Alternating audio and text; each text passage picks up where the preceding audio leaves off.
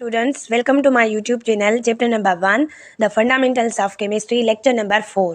इससे पहले वाले लेक्चर में हमने ब्रांचेस ऑफ केमिस्ट्री को बड़ी डिटेल के साथ डिस्कस किया था. अब ये लेक्चर नंबर 4 है. इस लेक्चर में हम बेसिक डेफिनेशंस पढ़ेंगे, जैसे कि matter, atom, molecules and substance. तो आइए मिलकर स्टार्ट.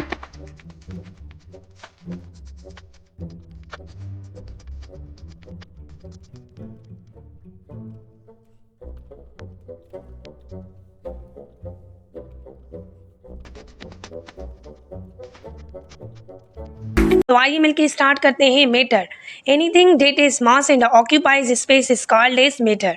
हर वो चीज़ जो वजन रखे और जगह घेरे उसे मैटर कहा जाता है. Take an example. Matter is all around us, the air you are breathing, the book you are reading and the stuff you touch and सी.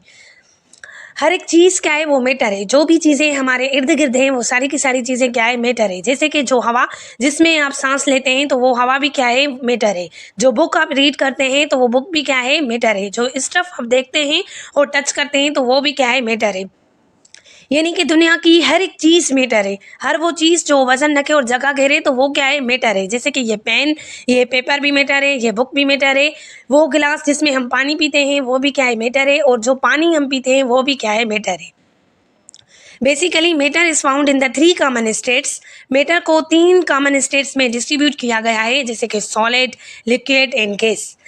अब इन स्टेट्स को हम थोड़ा थोड़ा अलग अलग से पढ़ेंगे. जैसे कि solid, in the solid state molecules have a definite volume and the definite shape. Solid state में क्या होता है कि जो मॉलिक्यूल्स होते हैं उनको डेफिनेट वॉल्यूम भी होता है और डेफिनेट शेप भी होती है.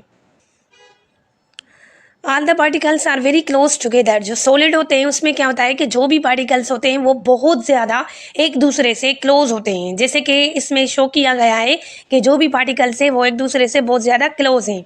जैसे कि आइस होती है या रॉक होता है या जो भी हार्ड चीज़ होती है वो क्या है, सॉलिड स्टेट में आती है. उसके बाद आता है liquid. In the liquid state molecules have a definite volume and the indefinite shape. It may achieve the shape of the container. Particles are not very close together. जो लिक्विड स्टेट होती है उसमें क्या होता है कि जो मॉलिक्यूल्स होते हैं उनको डेफिनेट वॉल्यूम तो होता है मगर डेफिनेट शेप नहीं होती है. उनकी जो शेप होती है वो इनडेफिनेट होती है. क्यों? क्योंकि इनके अंदर जो पार्टिकल्स होते हैं वो एक दूसरे से थोड़ा दूर होते हैं, जैसे कि इस तस्वीर में शो किया गया है. और ये जो पार्टिकल्स हैं वो एक दूसरे से थोड़े थोड़े दूर होते हैं. और जो लिक्विड स्टेट में चीज़ें आती हैं वो लिक्विड वो कंटेनर की शेप को अपनाती हैं. जैसे कि जो वाटर है अगर हम वो किसी गिलास में डालते हैं तो वो गिलास की शेप को अपनाएगी. और जैसे कि जो जूस है अगर हम इसको किसी बर्तन में डालेंगे तो वो उस बर्तन की शेप को अपनाएगा. उसके बाद जो स्टेट आ रही है वो है gas. In the gaseous state molecules have and the indefinite volume and the indefinite shape. Particle of the gases are very far apart and move freely. जो गैसियस स्टेट है उसमें क्या होता है कि जो मॉलिक्यूल्स हैं उनको ना वॉल्यूम होता है डेफिनेट, ना ही उनको डेफिनेट शेप होती है. क्यों? क्योंकि इनके जो पार्टिकल्स हैं वो एक दूसरे से बहुत ज़्यादा दूर होते हैं. ये जो पार्टिकल्स होते हैं वो एक दूसरे से बहुत ज़्यादा दूर होते हैं. इस वजह से इनको ना कोई मखसूस वॉल्यूम होता है, ना कोई मखसूस शेप होती है. इसके एग्जाम्पल्स क्या है? Air and steam. उसके बाद हमने नोट करके एक चीज़ लिखी है, जैसे कि the plasma is also consider as the 4th state of a matter. जो प्लाज्मा है उसको 4th स्टेट ऑफ मैटर माना जाता है. बेसिकली हमने तो 3 स्टेट्स पढ़ी है, जैसे कि सॉलिड, लिक्विड, गैस. बट जो प्लाज्मा है उसको भी मैटर की स्टेट कंसीडर किया गया है.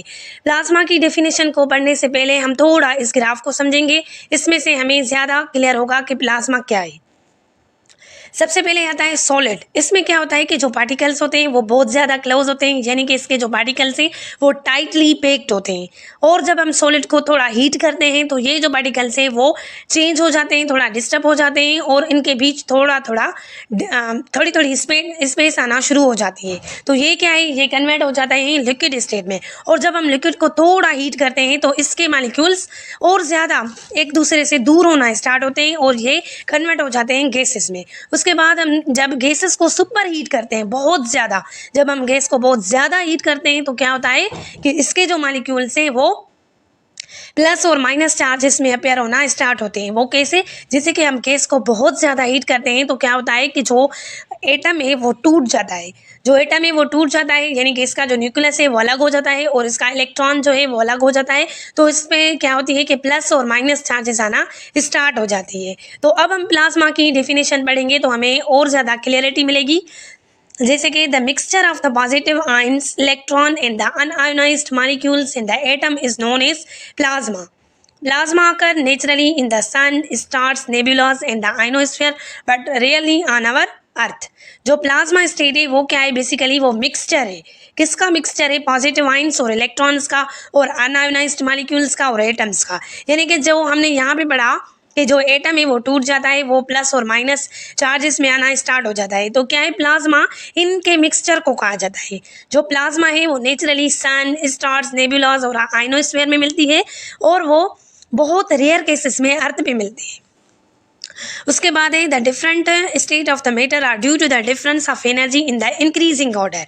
ये जो मैटर की अलग अलग स्टेट मिलती है वो क्यों होती है? क्योंकि एनर्जी के डिफरेंस की वजह से। जितनी एनर्जी ज़्यादा बढ़ेगी तो उसकी क्या होगी, स्टेट चेंज हो जाएगी। मेन पॉइंट हमने यहाँ पे लिखा है the plasma is the greatest energy among these state. जो प्लाज्मा स्टेट है उनको बहुत ज़्यादा एनर्जी है। क्यों? क्योंकि इसको हमने हीट किया तो ये लिक्विड में चला गया, इसको हीट किया तो ये गैस में चला गया और इसको हमने बहुत ज़्यादा हीट किया है। बहुत ज़्यादा हीट किया है यानी कि हमने इसको बहुत ज़्यादा एनर्जी दी है।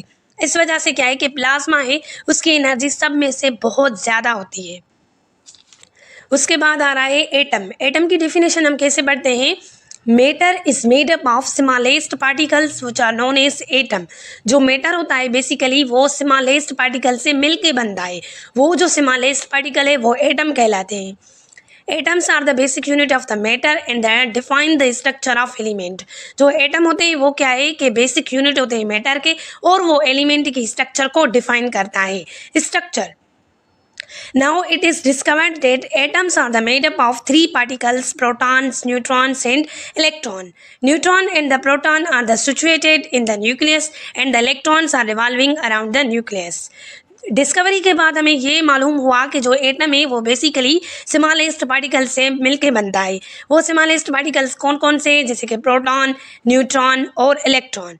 और जो न्यूट्रॉन और प्रोटॉन है वो न्यूक्लियस के अंदर होते हैं और जो इलेक्ट्रॉन है वो न्यूक्लियस के अराउंडिंग में रिवॉल्व करता है। तो अब हम इस पैरा को इस ग्राफ के थ्रू समझेंगे। बेसिकली जो एटम है उसको दो हिस्सों में डिस्ट्रीब्यूट किया गया है। एक होता है इनर पोर्शन और दूसरा होता है आउटर पोर्शन। जो इनर पोर्शन है उसे न्यूक्लियस कहा जाता है और जो आउटर पोर्शन है उसे ऑर्बिट या शेल कहा जाता है। और जो न्यूक्लियस है, जो इनर पोर्शन है, बेसिकली उसके अंदर दो चीज़ें होती है। एक होता है प्रोटॉन, दूसरा होता है न्यूट्रॉन। और जो प्रोटॉन है उसमें पॉजिटिव चार्ज होती है और जो न्यूट्रॉन है वो न्यूट्रल है। उसके बाद जो है आउटर पोर्शन है जिसे ऑर्बिट कहा जाता है या शेल कहा जाता है, उसके अराउंडिंग में क्या होता है कि एक इलेक्ट्रॉन होता है या जो इलेक्ट्रॉन्स होते हैं जो क्या है कि रिवॉल्विंग करते हैं और जो इलेक्ट्रॉन है उस पर नेगेटिव चार्ज आती है। उसके बाद आ रहा है मॉलिक्यूल्स। उसकी डेफिनेशन क्या है? Molecule is the smallest particle in the chemical element and compound that has the chemical property. जो मॉलिक्यूल है बेसिकली वो स्मॉलेस्ट पार्टिकल है केमिकल एलिमेंट में और कंपाउंड में। इसको अगर हम सिंपल वर्ड्स में डिफाइन करें तो कैसे करेंगे? Molecule is the chemical combination of the atom. जो मॉलिक्यूल है वो केमिकल कॉम्बिनेशन है एटम की। जब एटम कंबाइन होते हैं तो मॉलिक्यूल बनता है। अब types of molecule on the basis of atom. अब हम टाइप्स ऑफ मॉलिक्यूल्स को देखेंगे एटम के बेसिस पे। Molecule are of the different type. Molecule different किस्म के होते हैं जैसे कि मोनोएटॉमिक, डायएटॉमिक, पॉलीएटॉमिक। जो मोनोएटॉमिक होते हैं उसमें क्या होता है? A molecule which contain one atom. जो मोनोएटॉमिक होता है उसमें क्या होता है कि एक मॉलिक्यूल होता है। जो मोनो वर्ड है वो ही इंडिकेट करता है वन और जो डाई वर्ड होता है वो इंडिकेट करता है टू को और जो पॉली है वो वर्ड इंडिकेट करता है मेनी को। जो मोनोएटॉमिक होते हैं उसमें एक मॉलिक्यूल होता है एक एटम होता है। उसके बाद अ molecule which contain the two atoms. और जो मॉलिक्यूल जिसमें दो एटम होते हैं उसे डायएटॉमिक कहा जाता है। A molecule which contain the many atoms. और जो मॉलिक्यूल जिसमें बहुत ज़्यादा एटम्स होते हैं वो पॉलीएटॉमिक कहलाता है।